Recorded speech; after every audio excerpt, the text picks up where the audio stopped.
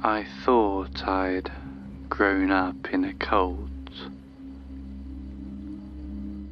I didn't realize there was anything different about the way I was raised until I, against the wishes of my family, moved out of our commune for college. When they realized I couldn't be dissuaded, they insisted on paying for off-campus housing. The day I moved out, my whole family came to help set up the new apartment. I'm talking aunts, uncles, cousins, the whole nine. Everyone piled into my one-bedroomed apartment to haul in couches, set up furniture, and cram my fridge full of pre-made meals. They were so supportive that it felt almost normal. Until I happened to pass my parents' car between trips and saw my mother sobbing in the passenger seat, my father's arm around her, his head bent to hers. The windows were up, so I couldn't hear what they were saying, but I thought I saw my father mouth, "We prepared him as best we could." Separation anxiety must have been adorable, really. Mum wasn't usually the emotional type, but I guess most parents get that way when their kids leave the nest for the first time, especially since I was the only child and I'd been homeschooled. Putting it that way gave me a sudden pang of anxiety, so I put it out of my mind and tried to focus on the future instead. I'd always wanted to be a zoologist. This college was one of the few in the country that offered a degree, especially back then. It would be fine, I tried to assure myself. Mum and I were both fine. It would be an adjustment, but we'd both be better for it in the long run. That anxiety lingered, though. It hung around in the back of my mind for the rest of the day, but only really started to settle once all the relatives had climbed back into their cars for the long drive home. Mum had offered to spend the night, but I hadn't wanted to prolong the inevitable. At the time, I told myself it was ripping off the band-aid. Alone in an unfamiliar apartment with the sun starting to set outside, I fell back on the old rituals of home for some comfort, going from room to room to make sure the windows and doors were all locked, lowering the blinds, shutting the curtains, turning off all the lights and unscrewing all the light bulbs. Mum and Dad had already removed the ones in the microwave and the fridge for me, and I'd watched Kathy, my cousin, cover the fire alarm light with a tiny piece of duct tape earlier that day. She was a good kid, Kathy. I thought I was going to miss seeing her around every day.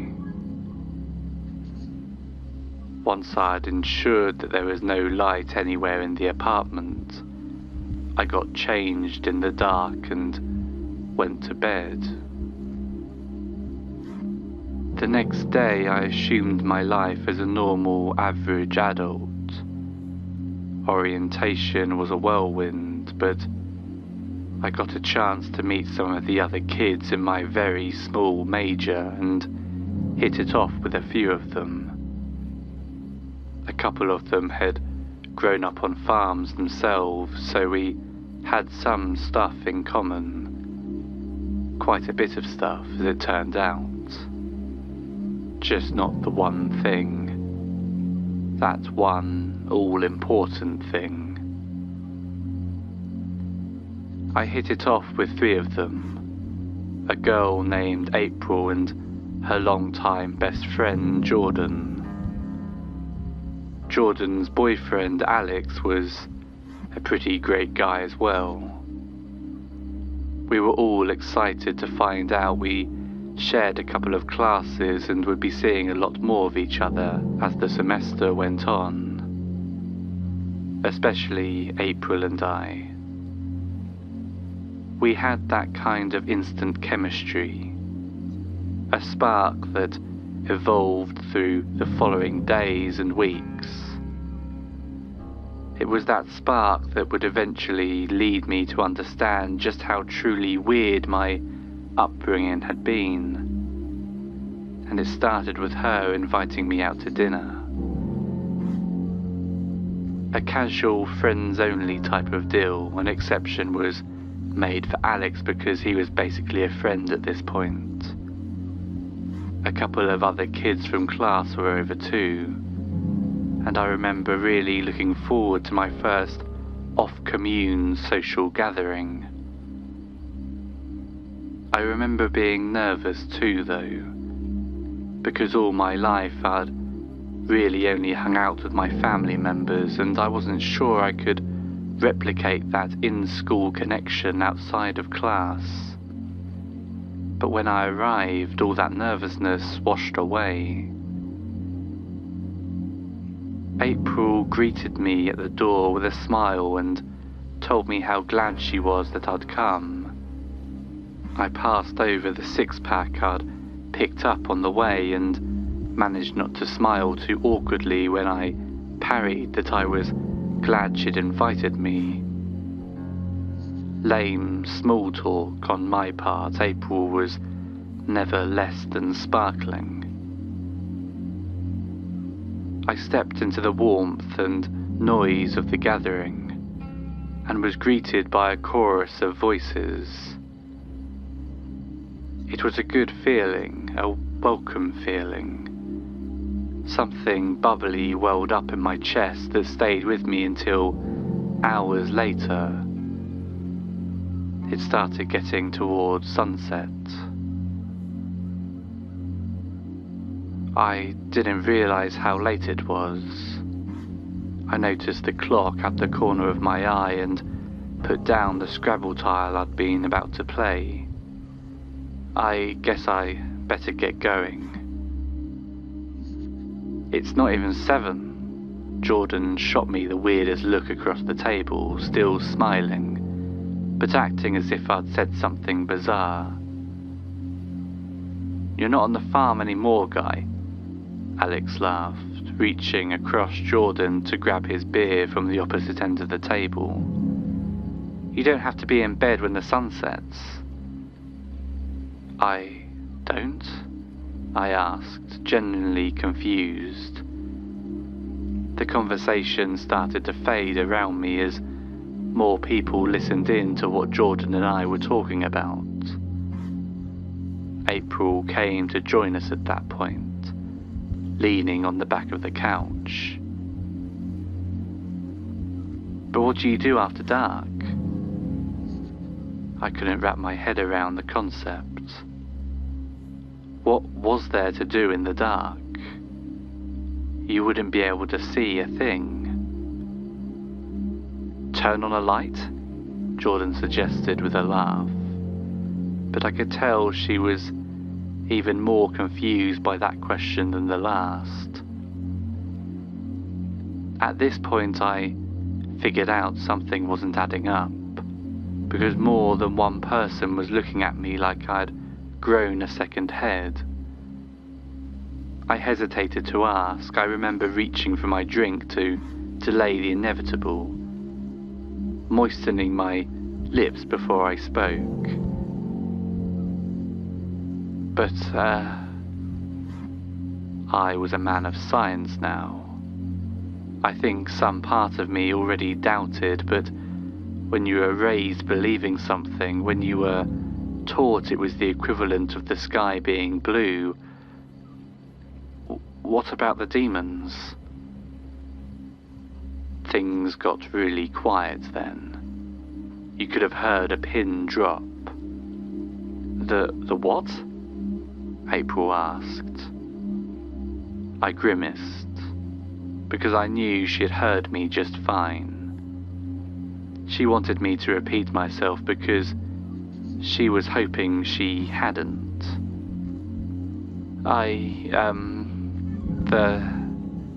The demon sailors, I repeated, more slowly and awkwardly, twisting the beer can between my palms. No one said anything for a while.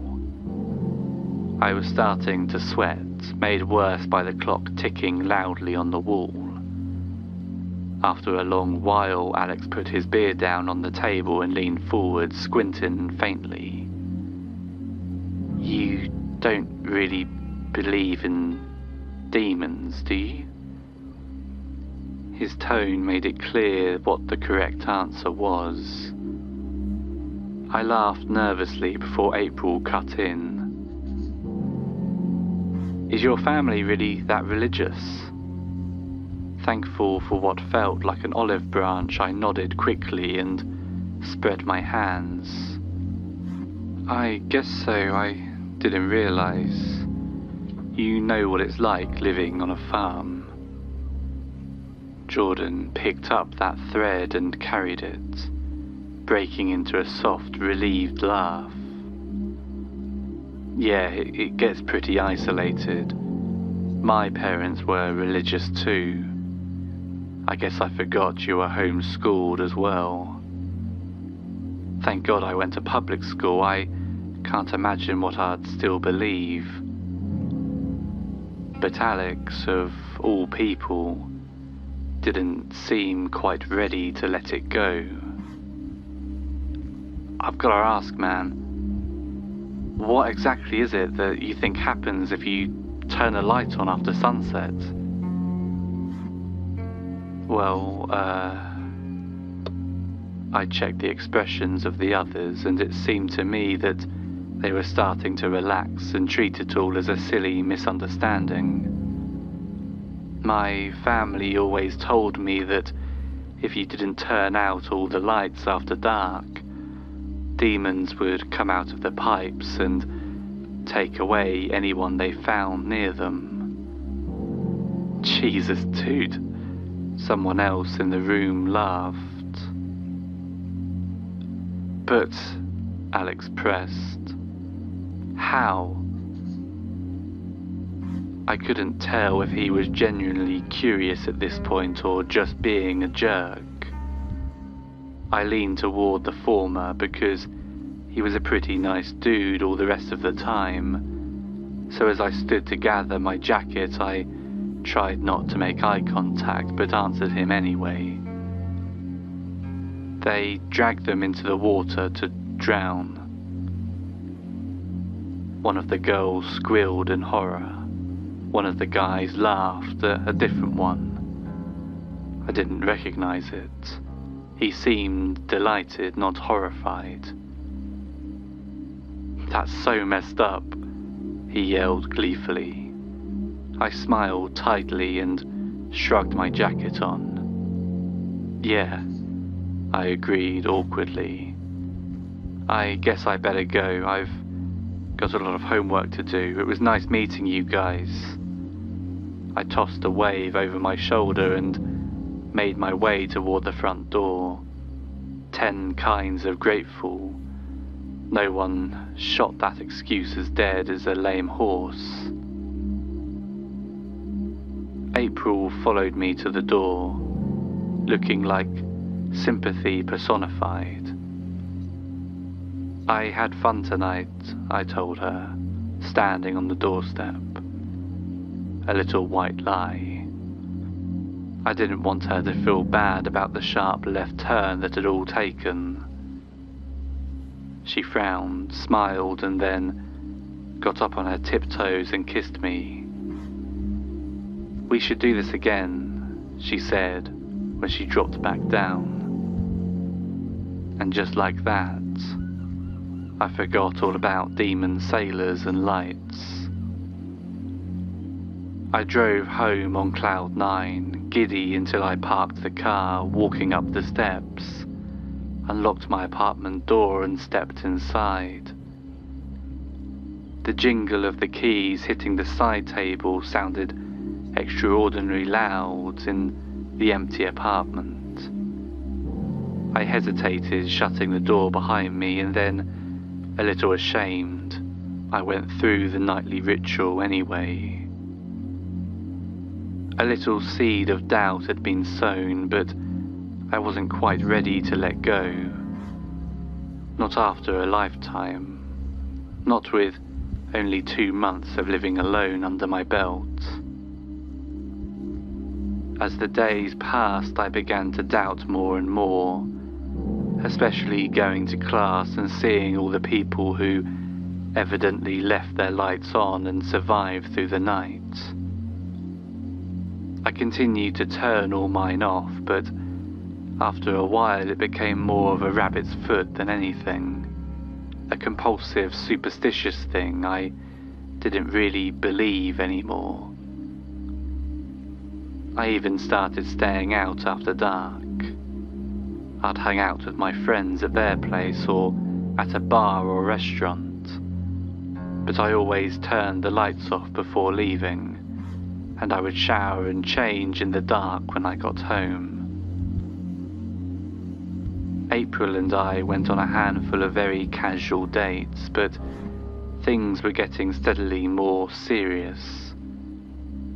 In the back of my mind, I knew there was a likelihood one of us was going to spend the night eventually, but I was still a little unprepared for it when that day finally came. It was pretty fantastic, honestly. I'd never felt more love for anyone than I did for April that night. By mutual decision, we ended up back at my place because of my lack of roommates. I don't think the lighting situation crossed either of our minds until the middle of the night when I was woken up by April. "Babe," she was whispering, her hand on my shoulder. "The bathroom light isn't working." It took me a minute to figure out who, what and where, but when I got through the fog and memory kicked back in, I sort of nodded sleepily and stood up.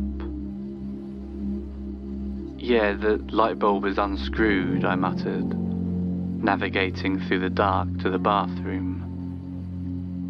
The light bulb squeaked as I twisted it into place. I'll always remember that sound and having to look away when it immediately lit up. I wasn't looking when April brushed past me, and I was still blinking when she laughingly pressed me back into the bedroom. "Okay, now get out."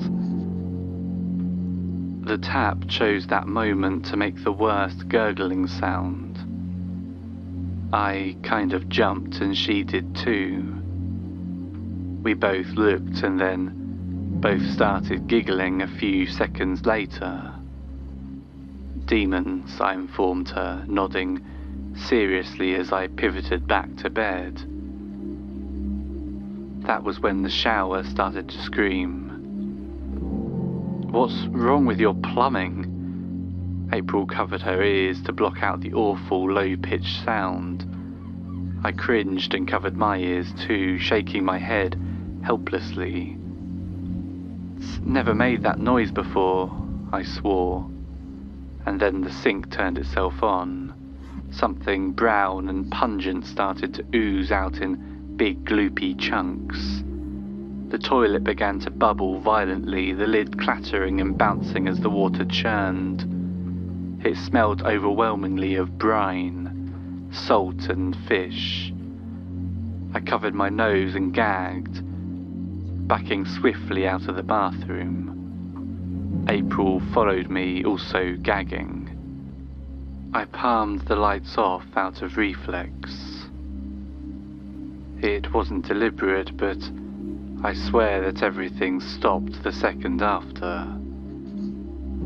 I could feel her eyes on me in the dark. Neither of us said anything else. We went to bed silent, and when I woke up the next morning, she was gone. When I went to see her at her place, she was apologetic, but I could tell she was tense. Something was bothering her. "I'm sorry, I should have stayed, but I really wanted a shower and your tub was all covered in goop," she said. She was right. We laughed about it a little. I said I'd call my landlord and figured out what that had all been about, and she gave me the sweetest little smile and suggested that we could just sleep at her place until the situation was sorted. Obviously, I was more than okay with that.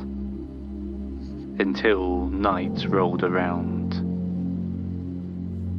We were cuddled up together, sound asleep, when the pipes began to scream. Jordan started to scream with them.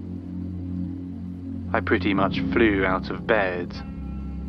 Thank God I was wearing anything, because I sure didn't check to see as I ran down towards the noise. I was in the kitchen before I was even 10% awake, and just staring there stupidly as sludge pumped out of the faucet. Jordan was trying to turn it off, but it seemed like the tap was fighting her. I processed that and ran over to help, but it was like trying to fight a waterfall. Nothing I did seemed to budge it. "What's going on?" Alex stormed into the kitchen. "The bathroom." He saw Jordan and I fighting with the tap and stopped talking, gesturing for us to get out of the way and tossing open the cabinet beneath the sink. We both scrambled back and watched him yank on the water cutoff. For a split second I thought it would work, and then with a deep, agonized roar, it snapped in the other direction. The brown sludge gave way to blackish green, and then the sink began to fill. I saw the drain bubbling as I backed further away, almost colliding with my girlfriend. She was looking up at me with wide, anxiety-filled eyes. I looked back at her, speechless and confused. She looked at the light switch. I reached out to flip it off, but unlike the previous night, nothing happened. The sink began to overflow. I could see it in the light that spilled in through the kitchen window, from the digital clock on the microwave, from the living room and the hallway. It was everywhere, I realized with a sick feeling. That was before the first hand plunged out of the water, twisted and smoky, wreathed in some kind of drifting filaments, strands of something that my mind shied away from. I didn't recognize it for what it was until it was already grabbing the edge of the counter and hauling more of something out. I could hear water gushing down the hall and realized the carpet beneath my feet was soaked. April looked at me again, and in panic I grabbed her and ran for the door. Alex and Jordan followed. the four of us racing out onto the street. Water poured down the porch behind us, spilling onto the lawn. I looked back at the kitchen window as I dove into the car and saw something misshapen and hunched, shambling past, horrifyingly fast. The ignition seemed to turn itself. The engine roared to life and I peeled out, April white-knuckled and silent behind me. All she had on was a robe. Jordan and Alex were in a similar state. I didn't know where else to go. I was in a state of complete panic, but I kept thinking to myself that we couldn't go to like a convenience store or anything because none of us had any shoes or shirts. They would never let us in. Somehow I ended up on the freeway. I think in my terror the knee-jerk reaction was just to go home. Not the apartment, but my real home, the farm. It started to rain as I got onto the highway. A torrent of water hit the car so hard it bounced, and I briefly felt the tires try to leave the pavement. I did the absolute wrong thing. The thing you're never supposed to do in those circumstances. I gunned it. I jammed the gas pedal against the floorboards and felt my sedan lurch. Thank God the pavement must have still been dry enough because somehow she found traction and flung us forward. Alex bounced off the back of my seat. I heard Jordan cry out, but there was no time to look or stop. My eyes were on the road and the near biblical amount of rain running down it.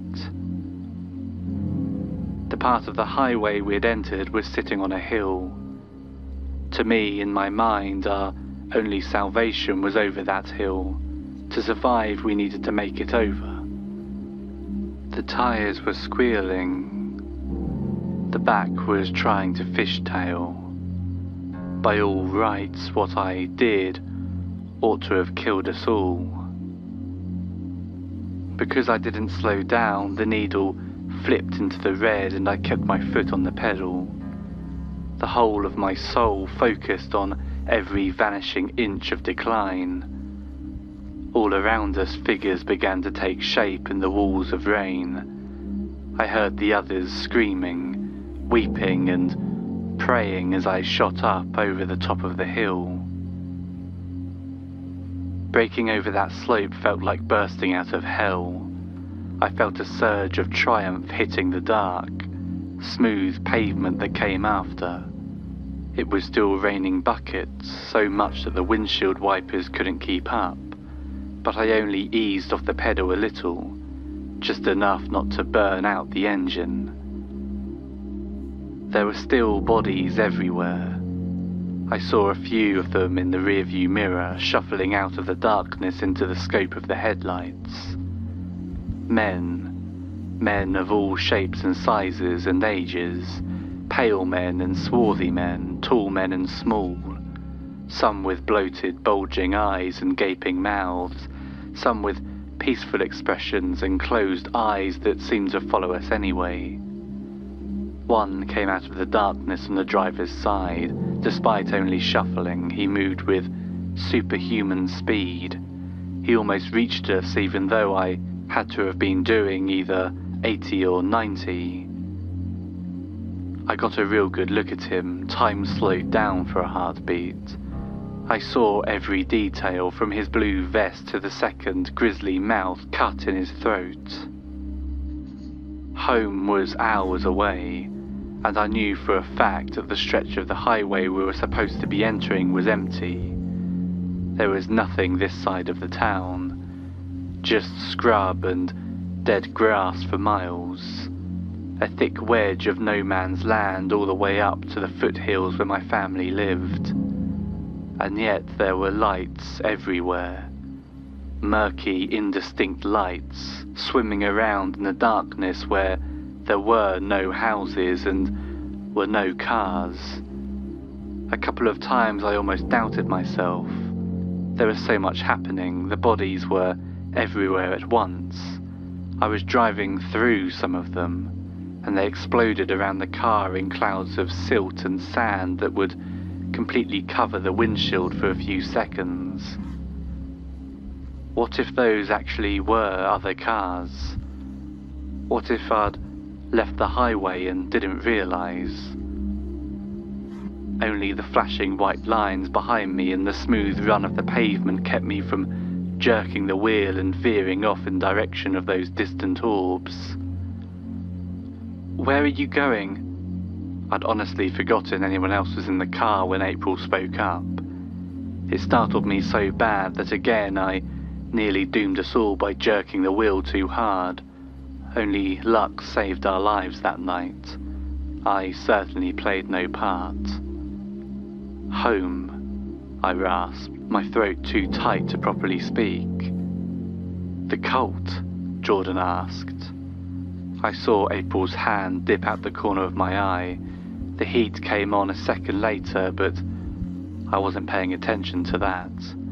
I was counting mile markers when I saw them, always dreading that I'd somehow miss the most important ones, that somehow I'd overshoot my destination. They flicked by like flashcards, and while the bodies seemed to be emerging from the dark with less frequency, I knew in the back of my mind that the gas gauge was descending. That little needle was dropping lower and lower. The demons didn't have to keep trying as hard to drive us off the road. Eventually we'd run out of gas. All they had to do was wait. There was a can of gas in the trunk, but in order to get it I'd have to pull over, turn off the car and get out. That didn't seem worth it, but there was also nothing else I could do. Eventually my worst fear came true. The engine spluttered, the pedals stopped responding. We began to lose speed, drifting to a slow, agonizing stop. My hands were clenched so tightly around the steering wheel that I could feel my knuckles popping and the sinews creaking. Alex was demanding what I was doing. Jordan too. They were reaching over my shoulders like they could drive the car from the back seat, and I heard my parents' voice in the back of my mind. They are drawn to the lights. Man-made lights, like lanterns. I hesitated and then I killed the ignition. The car coasted a few more feet and went silent. We were plunged into absolute darkness. Jordan and Alex were losing their minds. April just looked at me from the passenger's seat. I looked at her and the bodies walking out of the darkness around us. She took my hand and I squeezed hers. We waited. They wandered in and out of the rain, searching, but it seemed after a few minutes as if they couldn't see us. I forced myself to let go of April's hand and unbuckled a belt I didn't recall engaging. The door handle clicked. I stepped out into the rain and saw a few heads lift. Quietly, as slowly as I could force myself, I walked around the back of the car and popped the trunk. The spare can sat in the back, garishly red and cheerful.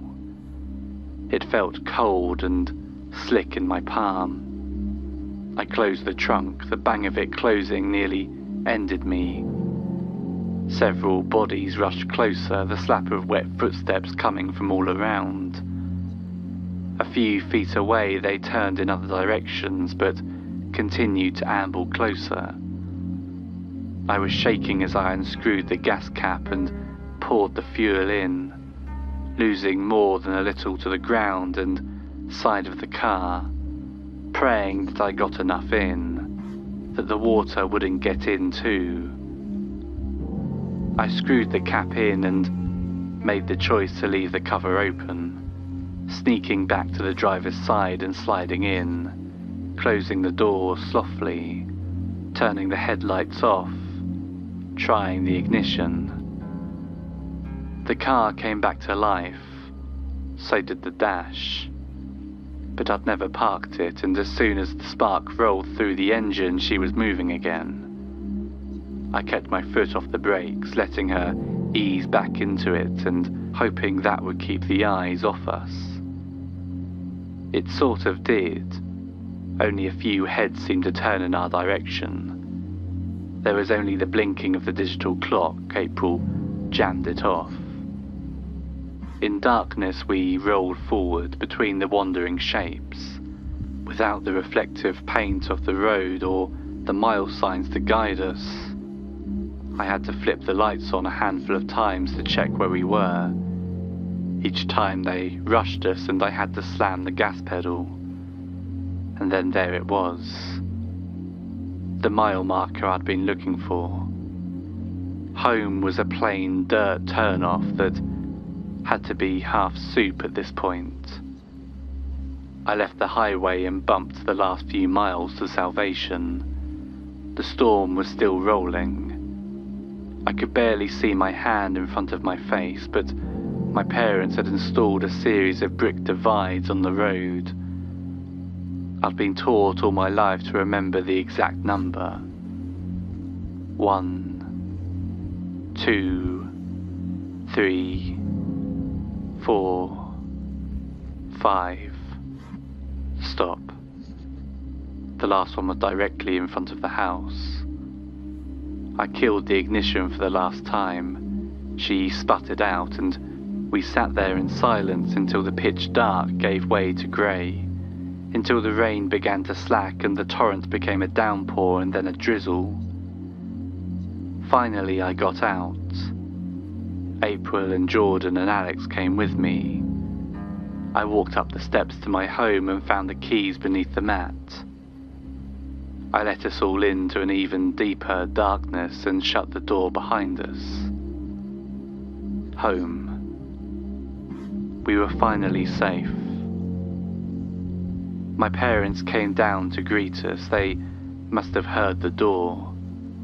Dad went down to the basement and I knew, even though we wouldn't be able to see it, in a few minutes the lighthouse would begin to flash a few miles away. Mum brought us blankets and dry towels and we all camped out in the living room until morning, when it finally came. The old analog clock read 3 in the afternoon before it was bright enough with natural sunlight to read it. The storm itself lingered for 3 more days before the last clouds finally dissipated. But even then, I never left. College didn't seem as worth it as it once had. I guess the others agreed because they live here with us now on the commune. Their parents think I kidnapped them and that they're all part of the cult now. I guess maybe they're not wrong. Thank you for listening, and if you enjoyed this video, please remember to subscribe to the channel and like the video, as it helps more people to find it. Join me for live streams on TikTok several times a week.